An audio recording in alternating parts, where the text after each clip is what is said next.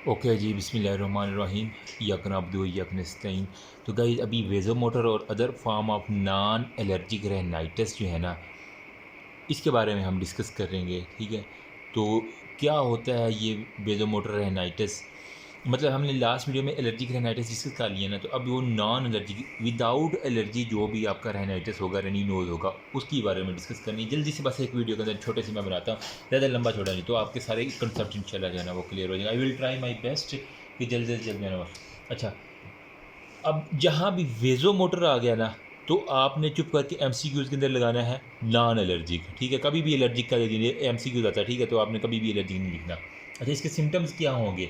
वो कह रहा है पैरोक्सिस्मल स्नीजिंग होगी, ठीक है, छींकें टपा-टप टपा-टप, फिर एक्सेसिव एक्सेसिव जो है ना वो रिनोरिया होगा। रिनोरिया, ठीक है, एक्सेसिव रिनोरिया होगा, मतलब वो नाक से बहेगा। नेज़ल ऑब्स्ट्रक्शन आपको बहुत ज़्यादा होगी, आपको नहीं, मतलब जो पेशेंट है ना उसको होगी। फिर पोस्ट नेज़ल ड्रिप जो है ना वो बड़ा एक इसका पोस्ट नेज़ल ड्रिप, ये 4 निशानियाँ अगर आपको पेशेंट में दिख जाएँ, तो आपके पास ये नॉन एलर्जिक होगा, ठीक है। साइन क्या है?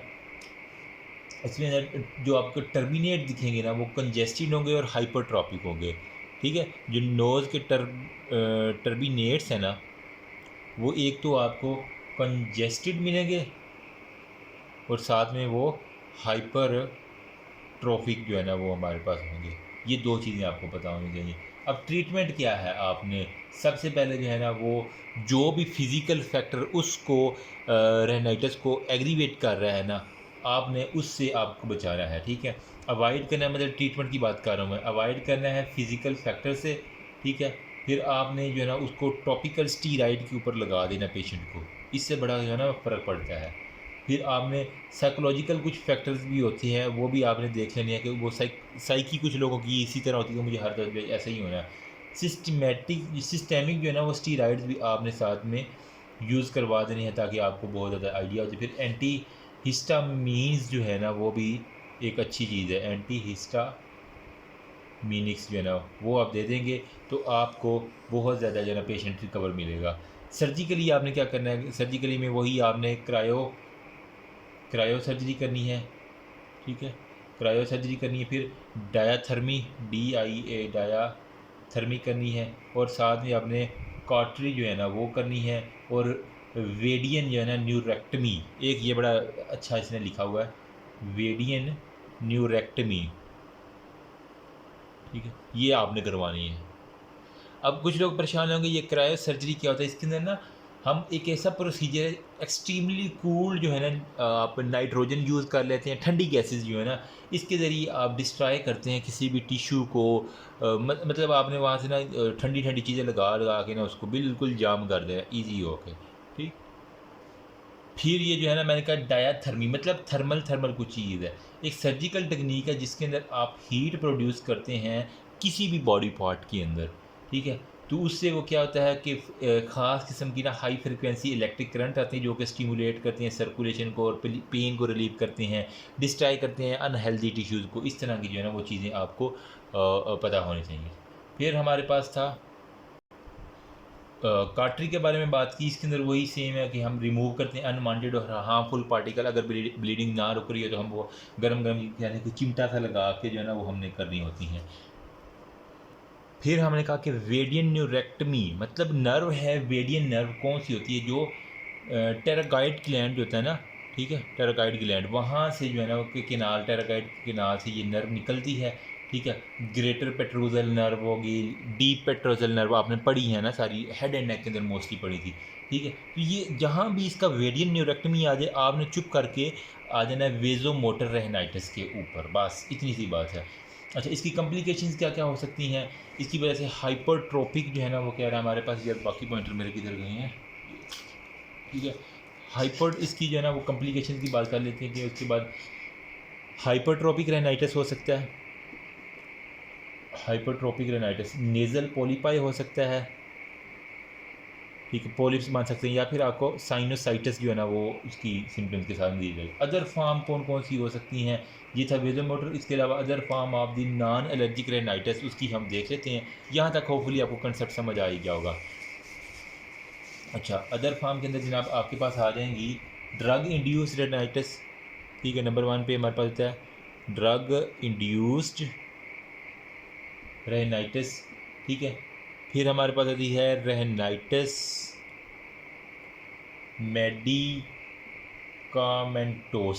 मेडिकामेंटोसा। ठीक है, फिर हमारे पास रेनाइटिस ऑफ प्रेगनेंसी होता है, रेनाइटिस ऑफ प्रेगनेंसी होता है। फिर हमारे पास हनीमून रेनाइटिस, ये बड़ा मज़े का है। ठीक है हनीमून रेनाइटिस, नाम में ही काम है इसका। फिर इमोशनल रेनाइटिस होता है, इमोशनल रेनाइटिस। फिर हमारे पास होता है रेनाइटिस ड्यू टू हाइपोथायराइडिज्म की जो पेशेंट होती है ना, रेनाइटिस ड्यू टू हाइपोथायराइडिज्म। फिर हमारे पास होता है गस्टेटरी रेनाइटिस, गस्टेटरी रेनाइटिस। फिर हमारे पास होता है non air flow rhinitis, non air flow rhinitis. ठीक है, तो ये आपके कुछ जो है ना रेनाइटिस के मतलब हैं इंपॉर्टेंट नॉन एलर्जिक फॉर्म जो है ना रेनाइटिस की। अब सबसे पहले होता है ड्रग इंड्यूस्ड रेनाइटिस। कोई भी एंटी हाइपरटेंसिव जो है ना वो कह रहा है ड्रग आपने ली है, ठीक है, एंटी हाइपरटेंसिव ड्रग, उसकी वजह से हो सकता है, या फिर सिम्पैथोमाइमेटिक एजेंट्स। ठीक है, फार्माकोलॉजी थोड़ी सी याद करो। सिम्पैथोमाइमेटिक्स जो है ना सिंपैथेटिक जो है ना वो, इसके अलावा एंटी कोलिनेस्ट्रेज ड्रग कुछ होती है हमारे पास, एंटी कोलिनेस्ट्रेज। ठीक है, और कॉन्ट्रासेप्टिव जो फीमेल्स लेती हैं ना बच्चे को रोकने के लिए, तो कॉन्ट्रासेप्टिव जो पिल्स ले रहे होते हैं ना उनके अंदर आपको ड्रग इंड्यूस्ड रेनाइटिस दिखेगा।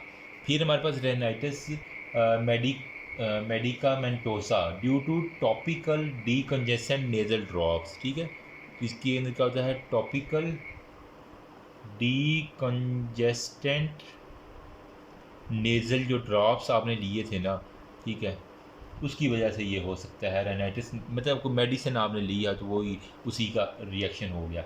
रेनाइटिस अब प्रेगनेंसी में प्रेग्नेंट लेडी जो है ना वो डेवलप करते हैं ड्यू टू हार्मोनल चेंजेस। ठीक है, जो प्रेग्नेंट लेडी होती है ना उनके अंदर हार्मोनल चेंजेस आती है तो उन्होंने रोना शुरू कर देना है रेनाइटिस में।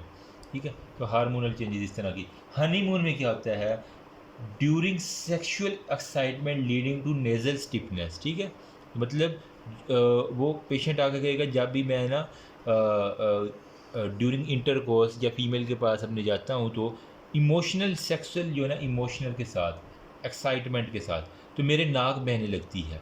इवन मेल या इवन फीमेल दोनों में से किसी एक को भी या दोनों को भी हो सकता है। ठीक है, इसे हम कहते हैं हनीमून रेनाइटिस। फिर होता है इमोशनल रेनाइटिस, इसके अंदर एनजाइटी होती है। इमोशनली जो है ना वो मतलब वो परेशान होगा, एनजाइटी होगा, टेंशन होगा, ह्यूमिलिएशन होगी। ठीक है, तो इसे हम कहते हैं। फिर रेनाइटिस ड्यू टू हाइपोथायराइडिज्म, इसके अंदर क्या होता है, हाइपो एक्टिविटी या सिंपैथेटिक एक्टिविटी। ठीक है, तो मतलब हाइपोथायराइडिज्म हुआ है ना तो इसकी वजह से क्या होगा, हमारी जितनी भी सिंपैथेटिक एक्टिविटी है ना वो कम हो जाएगी। तो मतलब hypo activity of sympathetic system with predominant para, और जबकि जो पैरासिम्पैथेटिक एक्टिविटी है वो बहुत ज़्यादा हाई हो जाएगी, जिसकी वजह से हमारे पास वो नेज़ल स्टिफनेस करवाना शुरू कर देगा। फिर हमारे पास होता है गस्टेटरी रेनाइटिस। इसके अंदर क्या होता है, गस्टेटरी मतलब कि वो कोई स्पाइसी चीज़ खाता है तो गस्टेशन के दौरान जो है ना उसको लोग होते हैं। ठीक है, मेरे भाई को भी ये था ना कि वो जब भी वो मसाले वाली चीज़ खाता था उसका नाक बहने लगता, उसको पसीना आना शुरू कर दिया, इसे हम कहते हैं गस्टेटरी रेनाइटिस। ठीक है, तो पुजेंट या फिर स्पाइसी जो फूड है ना वो करती है। फिर नॉन एयर फ्लो रेनाइटिस में क्या होता है, seen in patient of the laryngectomy. ठीक है, नॉन एयर फ्लो में क्या होता है, जिन पेशेंट में लेरेंजोटमी हुई हो या ट्रेकियोस्टमी हुई हो। ठीक है, तो इसके अंदर क्या होता है, जो टर्मिनेट्स होती हैं ना वो स्वेलन हो जाती हैं, और वो हमारे पास वेजोमोटर कंट्रोल की वजह से ना स्वेलन होने की वजह से हमारे पास सारे का सारा ये वेजोमोटर नॉन एलर्जिक रेनाइटिस करवाते हैं। तो दैट्स ऑल अबाउट, इसके अंदर मैंने एक चार्ट के अंदर ही आपको बता दिया तो अब इंशाल्लाह आपको कोई मुश्किल नहीं होगी, ठीक है। तो अभी तक हमने जो है ना इस चैप्टर के बारे में ऑलमोस्ट 10 मिनट के अंदर वेजोमोटर राइनाइटिस वीएमआर के बारे में डिस्कस किया, non allergic nasal obstruction rhinorrhoea sneezing, ठीक है, पैथोजेनेसिस जिसकी पैरोक्सिस्मल स्नीजिंग हो गया, एक्सेसिव रेनोरिया आप वो खुद देखेंगे, नेजल पोरी और नेजल ऑब्स्ट्रक्शन, ये हमने सारी सिम्टम्स देखी थी। फिर साइन एंड सिम्टम में कंजेस्टेड होता है, हाइपोट्रोपिक होता है, कॉम्प्लिकेशन में पॉलीप्लाई होगा, हाइपर ट्रॉपिक रेनाइटिस साइनोसाइटिस देख लिया हमने। अवॉइड करना जो भी फैक्टर हैं, एंटी हिस्टामिनिक देनी है, नेजल डिकंजेस्टेंट देना, टॉपिकल स्टीरॉइड, सिस्टेमिक स्टीरॉइड और फिजियोलॉजिकल फैक्टर जो है ना वो हमने रिमूव करने हैं। सर्जिकली हमने क्या करना है, नेजल टर्बिनेट हाइपरट्रोपिक जो है उनको रिमूव करके और एक्सेसिव रेनोरिया को जो है सारा वेडियन न्यूरेक्टमी जो है ना मैंने आपको बताया था। अदर फार्म कौन सी है, ड्रग इंड्यूस्ड है, रेनाइटिस मेडिकोमेंटोजा हो गया, ठीक है। एक एक बात मैंने बता दी है, बस इतनी ही याद रहे तो काफ़ी है। रेनाइटिस ऑफ प्रेगनेंसी बाकी आप खुद पढ़ लेना, कोई इतना मुश्किल नहीं। हनीमून में ये सेक्सुअल एक्साइटमेंट है, इमोशनल रेनाइटिस है, फिर rhinitis due to hyperthyroidism और गेस्ट्रेटरी और non air flow rhinitis. That's all about, thank you so much, remember me also in your pieces पे। अभी नेक्स्ट वीडियो जो है ना वो नेजल पॉलिप के ऊपर आएगी, ठीक है, और फिर एपिस्टेक्सी में। Thank you.